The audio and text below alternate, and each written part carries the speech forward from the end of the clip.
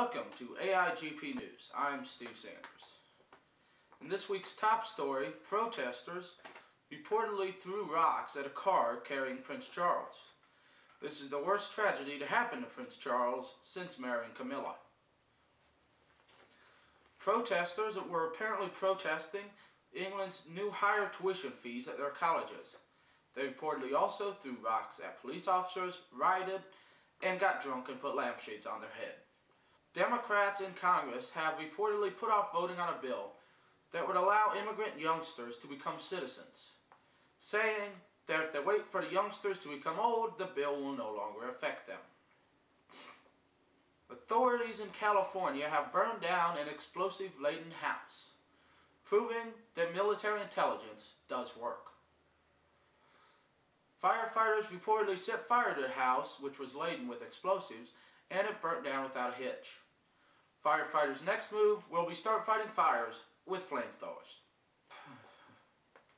Cyberbullying and protests have occurred since WikiLeaks founder Assange was put in jail for rape charges. Assange said the rape was consensual, while the women said they would never have sex with a man with such a small penis. Protesters against WikiLeaks have been targeting the WikiLeaks mirror sites, trying to take them down. Protesters for WikiLeaks have been charging sites like Visa and MasterCard who have denied any funding to WikiLeaks, with some protesters joining in just because everyone else is doing it. Closing arguments in the Elizabeth Smart case happened this week, with the defense saying the prosecutors were gay and the prosecutors saying the defense was retarded. The street preacher charged with kidnapping Elizabeth Smart some years ago said that the judge shouldn't judge him because that was God's job, with the judge saying that he is God. An outdoorsman who said he needed to test himself against nature is presumed dead this week after a crocodile pulled him from the canoe he was on, meaning that he failed the test. This outdoorsman was reportedly wearing a meat jacket flavored to the crocodile's tastes. The state of Florida has pardoned Jim Morrison for a 40-year-old charge of indecent exposure. This pardon came as a shock to most people, except Jim Morrison, who has been dead for 20 years. Actor Wesley Snipes has started serving his jail time this week, saying that prison is a lot like the prison in movies, except with more rape. You may recall that Wesley Snipes was sentenced to 3 years in jail for tax evasion. While in prison, Wesley Snipes plans to exercise, eat, and rape Whitey. Democrats have defied President Obama this week, refusing to pass a bill that would extend Bush-era tax cuts. President Obama said that the Democrats have failed him for the last time and will soon face the power of the dark side. The bid to repeal military's gay ban has failed in the Senate this week, meaning that gay people all over America still will not be shot in a pointless war. Military leaders asked the gay ban, called Don't Ask, Don't Tell, not to be repealed, saying that if they wanted to be around gay people, they'd move to San Francisco. New data has shown the recovery effort may be working. With fewer people filing for unemployment, stores stocking up for sales this holiday season, and Americans all over the country ready to spend the 50 cents they earned at work this week. More shoppers this holiday season are filling out online wish lists, meaning that more people are staying home and hoping Santa has email. 17 U.S. billionaires are planning to give away half their fortunes when they die. They are also planning to live forever with new technology that their money is helping to create.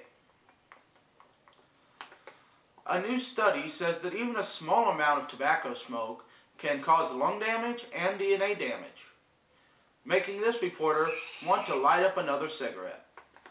The African Union has suspended the Ivory Coast from its ranks this week. The Ivory Coast's response was, "What the hell, my nigger? Why do you do this?" This suspension came after the Ivory Coast's leader refused to step down after a disputed election. The Ivory Coast leader said that George W. Bush was a disputed leader, and he wants to be one too. England's BBC has apologized for showing a Nazi rally instead of the weather last week. BBC said that they thought the Nazi rally would piss less people off than the weather forecast. A crude bomb in India killed at least a toddler and injured 40 other people. In good news, no cows were harmed. The Indian Mahajeen, a terrorist group, took credit for the bomb, proving once again they are not a credible threat.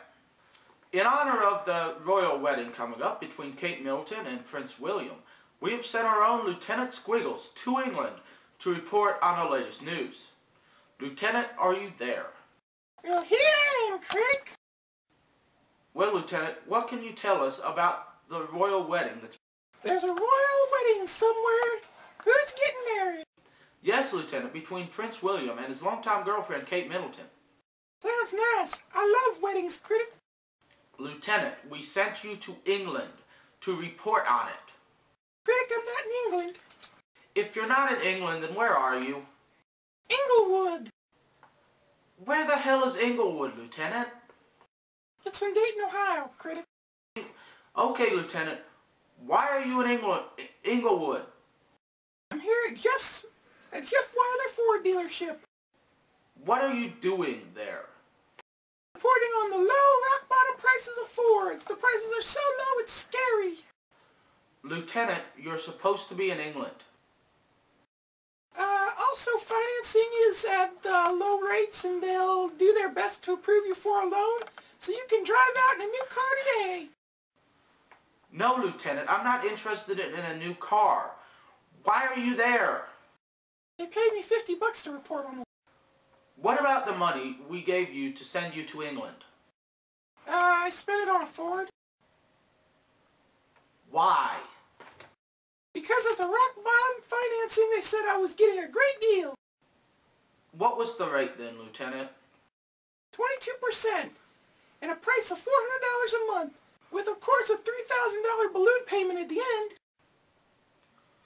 That's not a very good rate, Lieutenant. Yes, it is. They told me. Okay, Lieutenant, whatever you say. Just go back to doing whatever. That was Lieutenant Squiggles, everyone. Now on to celebrity news.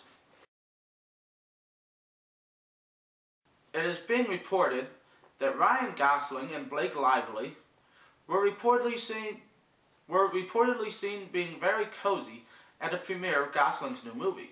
They were seen hugging, kissing, and having sex in a coat room. Lady Gaga has reportedly signed back up to be a spokesperson for MAC products. MAC's plan is apparently to find the biggest freak they can and have them promote their products. It looks like it's succeeding. Catherine Zeta-Jones this week was seen walking her daughter to school in what has to be the most boring report ever created.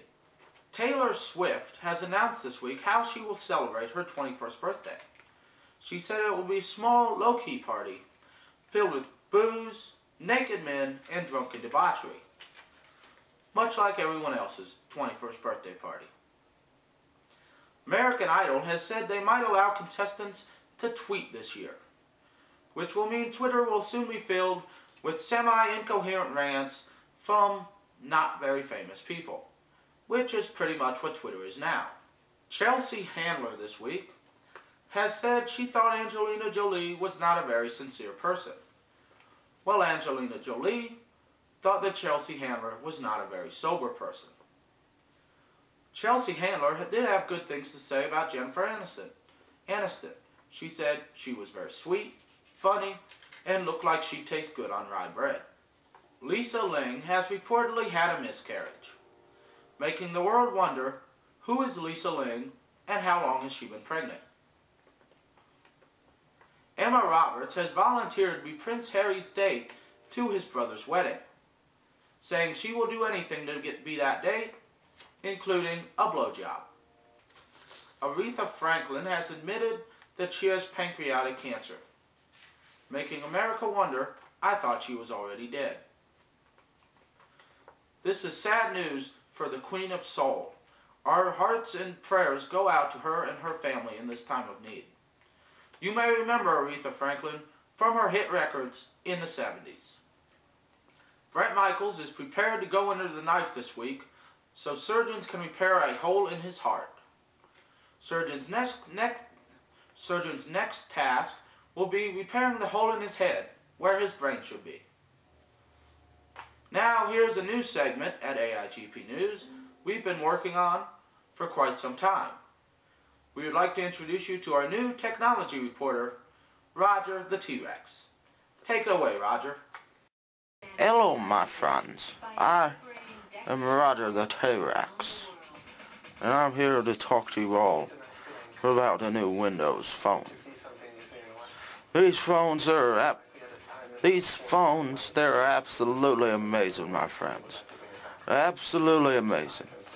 They're the epitome of everything that is Roger the T-Rex. This thing is some great apps.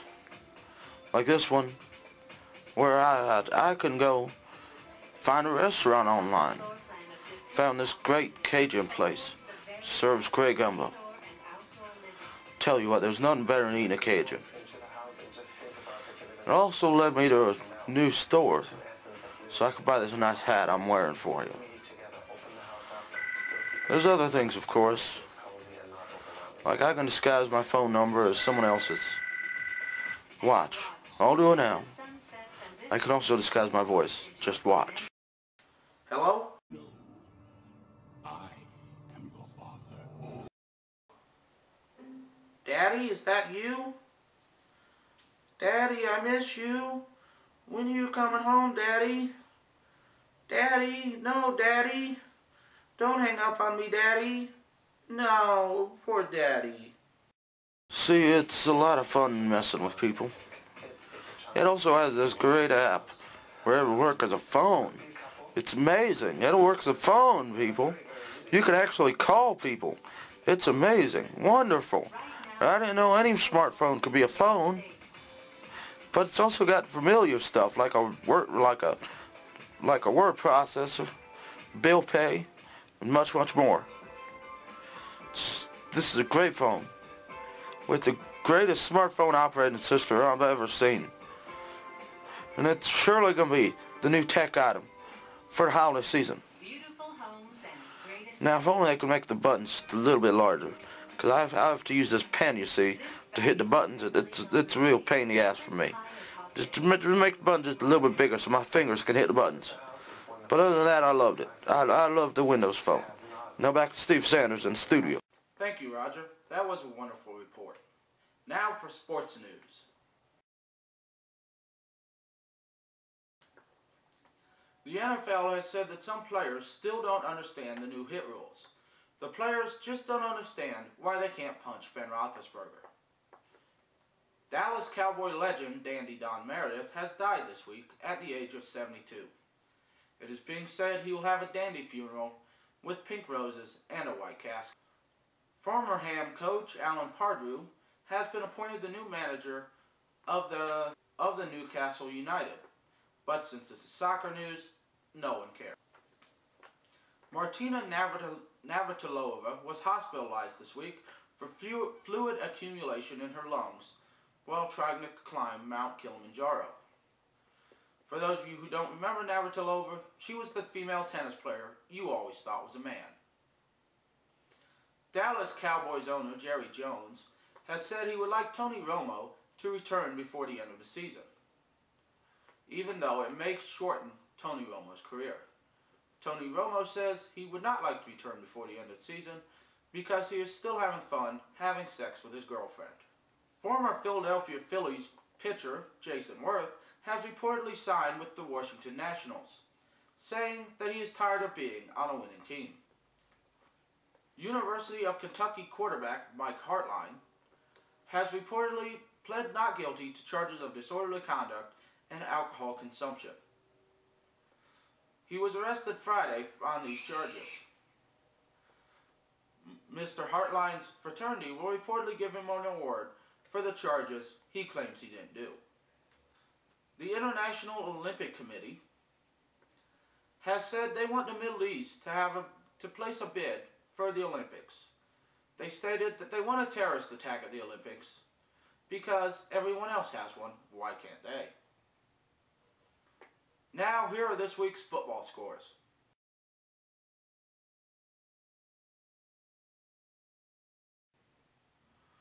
That's all the time we have for this week. I'm Steve Sanders, signing off.